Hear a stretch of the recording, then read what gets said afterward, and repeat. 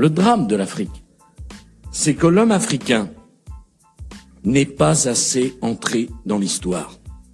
L'homme africain n'est pas assez entré dans l'histoire.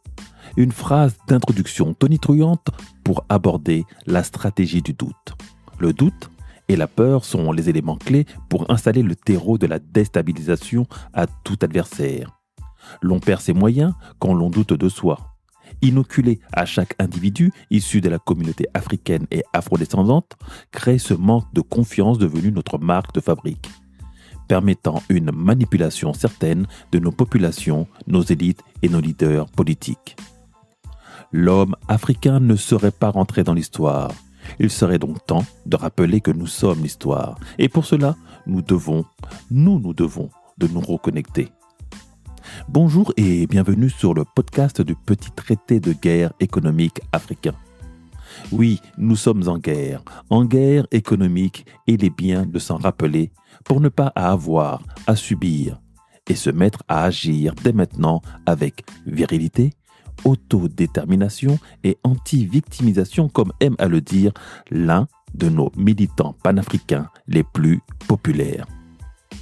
Cette leçon est la 14e, donnée le 29 novembre de l'an 2021 du calendrier grégorien, de l'an 6263 du calendrier kémite et de l'an 4719 du calendrier chinois. Je suis Patrice Dionce, un Afro-Caribéen qui investit en Afrique et s'investit pour l'Afrique. J'ai pris le parti et fait le pari de vous parler de géostratégie et géoéconomie. Deux sujets complètement abscons et obscurs, semblant être ni passionnants ni excitants, mais pourtant crucial pour une communauté qui se décide enfin à entreprendre et investir sur son continent. Le continent de ses origines, le continent de toutes les origines. Il est important de prendre conscience que les problématiques qui vous dépassent, nous dépassent, pèsent sur la réalisation de tous vos projets, nos projets, pour leur réussite et leur succès. Et il ne s'agit pas d'invoquer Dieu ou d'accuser la famille de manger tous vos sous, mais bien de comprendre l'impact des actions menées contre vous de manière insidieuse et invisible, à travers des lois scélérates, à application internationale et supranationale. Ce que l'on pense être des lois bienveillantes pour le bien de tous, dans le commerce, dans la santé ou la recherche, ne sont souvent que des textes privilégiant et protégeant les puissants de ce monde qui, grâce à l'immatérialité de nos économies et à la promulgation des règles de leur jeu, les rend invisibles et invincibles, inaccessibles et intouchables. On parle alors de Deep State, ou État profond. Comme les dieux de l'Antiquité grecque, ils se veulent omnipotents, omniscients et omniprésents. Leurs noms deviennent des mythes, malgré leur réelle existence et degré de nuisance sur cette terre. Leur puissance et leur fureur n'est pas en reste. Ils font et défont les hommes d'État, surtout les nôtres, ou nos micronations, créées pour eux et par eux, à Berlin en 1884. Puis, avec les semblants d'indépendance qui nous ont été octroyés dans les années 60, période étrangement similaire à la fin de la ségrégation noire américaine reposant sur la loi Jim Crow, cela doit nous donner les indices qui nous permettent de comprendre que notre liberté rentre dans une stratégie globale de contrôle et de maîtrise des peuples et de la civilisation noire. Et oui, rien que ça, la stratégie du doute, ainsi instillée que notre destinée et notre histoire sont désormais entre leurs mains, où que nous soyons sur cette terre, nous sommes leurs obligés ou à leur service, mais de manière volontaire et consentie. Nos contributions sociales, techniques, culturelles et cultuelles resteront dès lors toujours minimisées, voire inaperçues. Mais nous vivons une époque formidable. Oui, formidable, comme dirait le jeune rappeur rwandais Stromae. Et même si cela peut donner l'impression d'une approche New Age, oui, notre époque est formidable. Être entré dans l'ère du Verseau n'est pas étranger quant à l'effondrement du système dominant actuel pour entrer dans un autre cycle où d'autres civilisations comme la nôtre sont appelées à renaître. Je pense surtout au retour de l'ancienne puissance asiatique, la Chine, qui revient sur les marches de ce qui lui avait fait tenir près de 5 millénaires, le système impérial. Rien à voir avec le système impérialiste occidental. Il y aura un sujet à développer là-dessus sur ce qui en fait la différence. Le cas de la Chine est extrêmement intéressant et très souvent mal décrypté. Sous le prisme occidental, l'on ne peut voir cette hégémonie que comme une nouvelle agression naissante. Sous le prisme de l'histoire chinoise, juste une renaissance, un retour à la normale. Ce peuple nous montre sa valeur, car un peuple est jugé par les défis qu'elle relève. Mais revenons à nos moutons. Et jouons le jeu de M. Sarkozy. Est-ce que l'homme africain est entré dans l'histoire? Et moi je dirais plus, quelle histoire? L'histoire africaine remonte à bien plus de 10 000 ans, mais c'est seulement il y a 6263 ans, au plus haut de sa technologie et de son rayonnement mondial, que débute son calendrier. Comme pour la Chine ou même l'Occident, l'an 0 l'est toujours pour marquer l'avènement d'un homme ou d'une nouvelle dynastie qui aura inscrit un changement d'ère ou d'époque, des mentalités ou d'orientation historique de tout son peuple. Mais nous ne ferons pas ici de cours d'histoire. Ce qui est important, c'est d'effacer le doute sur notre antériorité historique et notre passé glorieux. L'homme africain est-il assez entré dans l'histoire? Pas la sienne, mais celle des autres. Une histoire jalonnée de guerres et de conflits les plus sanglantes. Sait-il ce qui l'oppose avec le reste du monde? Du fait de ses richesses naturelles immenses, mais aussi de la richesse qu'il représente lui-même en tant qu'humain mélanoderme. Et d'être créatif, voire supra-créatif. Une guerre économique. La terminologie guerre est très peu utilisée dans notre communauté, à croire qu'on n'en aurait jamais eu et jamais à en traverser. L'on en parle quand cette guerre devient électoraliste ou tribale, voire même de gang. Sinon, ça en est même tabou.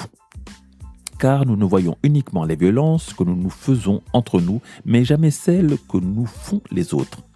Des guerres qui ont été d'abord spirituelles, puis culturelles, diplomatiques, puis économiques. Nous sommes le continent où s'exerce le plus d'embargos, économiques, financiers et militaires. L'Africain étant un homme sage et résilient, il les accepte tous sans broncher avec une passivité sourde. Voilà pourquoi depuis un certain nombre d'années, ce sont les sociétés civiles, c'est-à-dire des associations et des ONG qui ont repris le relais de la résistance. Car le plus souvent, la plupart de nos leaders et élites politiques subissent un chantage féroce de ceux qu'ils pensent être leurs amis alors qu'ils en sont leurs otages. Et pour illustrer cette nouvelle tournure de la résistance, pas plus tard que ce vendredi 19 novembre, des milliers de personnes se sont rassemblées à Kaya pour s'opposer au passage d'un convoi français en provenance de Côte d'Ivoire à destination du Niger. Le convoi a été contraint de rebrousser chemin à cause de l'un des acteurs de la société civile locale, le mouvement Balai Citoyen. Ce même mouvement qui avait chassé en 2014 du pouvoir l'un des commanditaires de l'assassinat de Thomas Sankara. En Afrique, ce sont désormais les sociétés civiles et la population qui agissent quand ce n'est pas l'armée, comme au Mali, avec le colonel Assimi Goïta, qui a dû s'imposer par 2 coups d'État successifs pour garder la main sur un pays aux proies de la convoitise des multinationales étrangères, toujours épaulées des armées de leur pays d'origine. D'ailleurs, pour le Burkina Faso, la réponse ne s'est pas fait attendre. Tous les opérateurs télécoms locaux ont coupé la data le lendemain de la manifestation afin de rompre la communication et la coordination au sein de ces manifestants. Preuve supplémentaire que cette guerre est présente et pas son plein. En cette période où le précaré français est menacé par la Fédération de Russie et la Chine, énormément de révélations nous sont faites sur les agissements de l'occupation militaire française en Afrique. La stratégie du doute a une faille, la diversité des sources d'information, car là se joue la notoriété du média qui diffuse l'information et remet en cause les canaux historiques qui officient comme propagande d'État. La stratégie du doute est très fortement liée à la fake news, dont l'autre nom est la rumeur, voire même la fausse rumeur. La dénomination de fake news fait son apparition aux États-Unis dans les années 60, puis réapparaît durant le mandat de Trump. Si le nom de la France revient d'ailleurs souvent dans toute cette épopée historique, militaire, coloniale et diplomatique avec l'Afrique, c'est tout simplement le fruit du hasard et le rôle que lui a été attribué par l'histoire. l'on oublie que la France fut un empire colonial continental, qui s'étendait de la pointe extrême nord de la France jusqu'à Brazzaville. Je vous enjoins à lire l'excellent recueil de l'historien Hamzat Boukhari, écrit à plusieurs mains, L'Empire qui ne veut pas mourir, un best-seller sorti en septembre qui en est déjà à sa 6e voire 7e réimpression, qui nous décrit ce lent délitement et les réseaux mafieux de corruption et de France-Afrique auxquels beaucoup des nôtres participent sans en évaluer les conséquences futures sur leur pays, leur continent, voire même leur famille. L'appât du gain agit comme un brouillard dans la tête de beaucoup d'entre nous, qui ne voient pas qu'ils creusent souvent leur propre tombe. La vie d'une entreprise, comme d'un empire, suit une courbe en forme de montagne russe.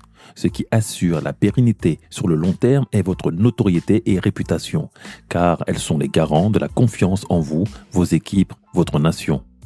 60 ans de chaos organisé qui a alimenté un sentiment anti-français qui se propage dans toutes les zones subsahariennes où elle a pu intervenir, est-ce que le jeu en valait la chandelle? Le nom de la France est maintenant traîné dans la boue et sa politique africaine terriblement ternie.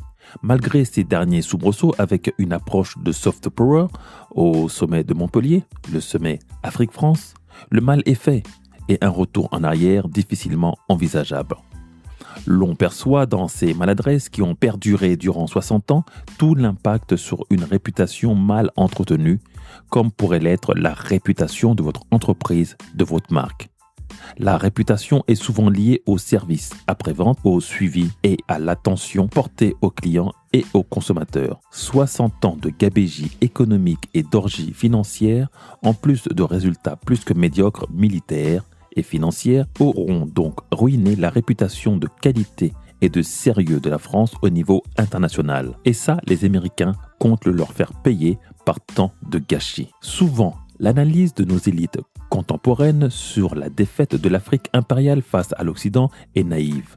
Mais l'une des raisons qui me paraît le plus plausible a été notre isolement face aux gens du Nord et d'Orient durant une trop longue période. Tant que l'Égypte et l'Afrique du Nord étaient noirs, nous étions en contact avec nos bouillonnants frères du Nord de l'autre côté de la Méditerranée.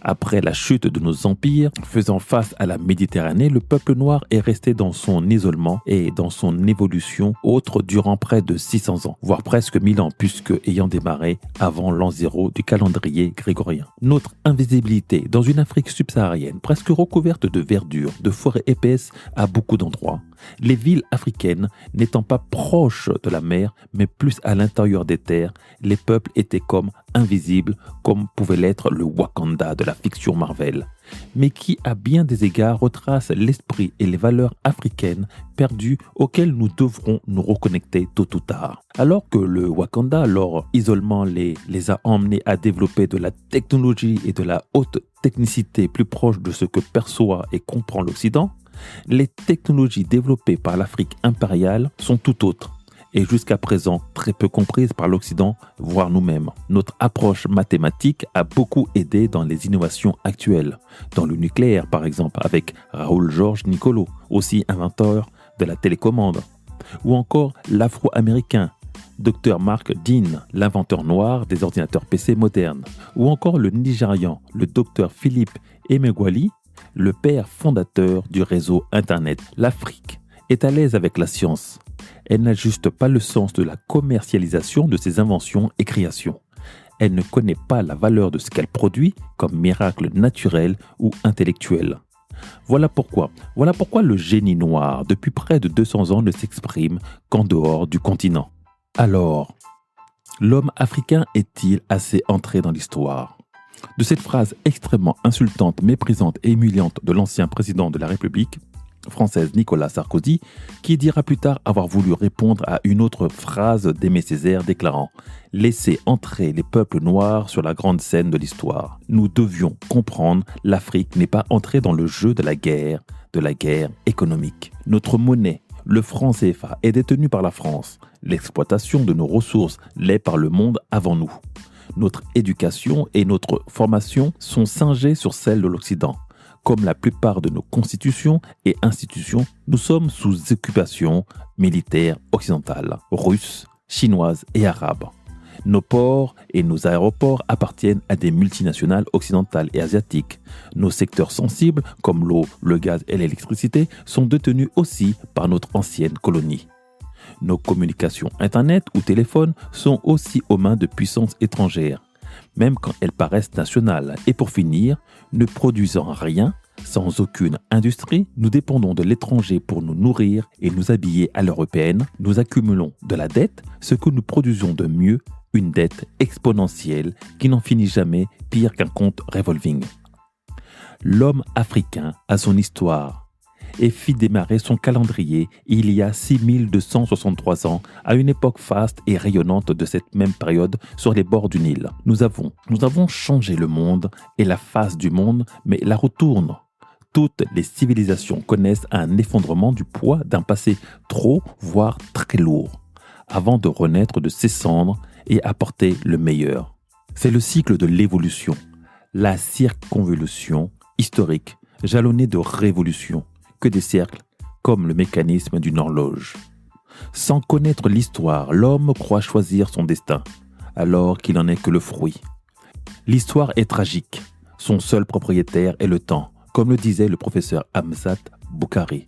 À cela, je rajoute un proverbe africain. Le temps est l'autre nom de Dieu. L'on peut donc inverser la tendance et surtout nous rappeler notre mission sur Terre. L'on peut alors se rappeler de la mythologie égyptienne et qui, dans bien des égards, est une description du futur des peuples noirs et leur devenir. Le mythe d'Osiris, à bien des égards, rappelle l'épopée du peuple noir. Osiris est né d'une fratrie décrit comme un géant à la peau très sombre et extrêmement beau, puissant et intelligent. Il régnait avec bienveillance et amour sur le monde. Il fut assassiné par son frère Albinos Seth, qui le découpa entre 12 et 42 morceaux qu'il jeta aux quatre coins du monde. Cela ressemble en tout point à l'histoire des razzias négrières et de la dispersion du peuple noir sur la planète, diminué, maltraité et esclavagisé. Isis, sa femme, à l'image de la femme noire, la femme africaine, nos reines, nos sœurs et nos mères, retrouva tous les morceaux, mais eut plus de difficultés pour retrouver le dernier morceau que retenait Seth, son phallus. Le phallus, à l'image du courage, de la détermination et de la succession retrouvée. Une fois le corps reconstitué, Osiris reprit son rôle divin et poursuivit sa mission de paix, de cohésion, d'équilibre et d'abondance. L'homme noir a donc toujours été dans l'histoire et à l'image d'Osiris doit retrouver son courage et le courage d'assumer ce pourquoi il est créé. Effacer le désordre et le chaos et ramener l'équilibre. Tout ça reste mahatique et mathématique, une équation et un défi que nous devons de résoudre. Sur ces paroles énigmatiques et prophétiques qui restent en lien avec la stratégie et le business, le traité de guerre économique africain, l'on doit travailler à se réaligner pour pouvoir mieux progresser, évoluer et s'élever dans l'univers de l'intelligence économique. L'on doit se reconnecter à la matrice, notre matrice africaine. Je suis Patrice Zionse, un Afro-Caribéen qui investit et s'investit pour l'Afrique. Entreprendre ou mourir, nous vaincrons.